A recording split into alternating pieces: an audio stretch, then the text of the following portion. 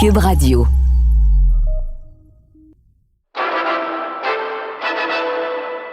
Partout, c'est la consternation.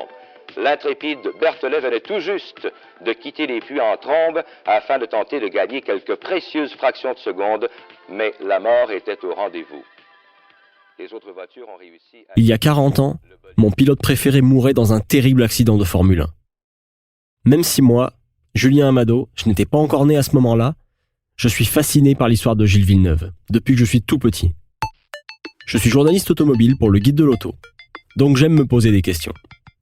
Et je me suis toujours demandé comment un petit gars de Berthierville a réussi à forcer son destin pour se rendre jusqu'au sommet de la Formule 1. Gilles, quand il a dit « moi je veux faire de la Formule 1 », personne dans la famille qui savait ce que c'était de la Formule 1. Il n'y avait rien qui destinait Gilles Villeneuve à devenir un des plus grands pilotes du monde. Son histoire est tout simplement incroyable. Et des fois, j'ai l'impression que les nouvelles générations, on réalise pas à quel point ce qu'il a accompli est extraordinaire. Car encore aujourd'hui, malgré un palmarès plutôt humble, il fascine tous ceux qui l'ont rencontré et le milieu de la F1 en général. Sur 67 Grands Prix, il y a eu 67 histoires de Villeneuve. Vous comprenez bien que Gilles, il était pour beaucoup d'entre nous une passion, quasiment. Il y avait les Grands Prix, il y avait Villeneuve. Alors j'ai voulu parler aux gens qui l'ont fréquenté, des amis, des collègues, de Berthier jusqu'à la Formule 1, pour apprendre à mieux connaître l'homme derrière la légende. C'est pour ça que je me lance à la poursuite de Gilles Villeneuve.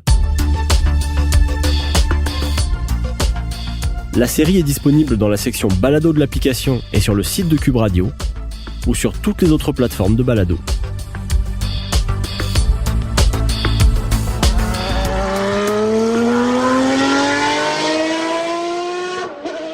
Il finissait toujours en avant parce qu'il y avait la niaque.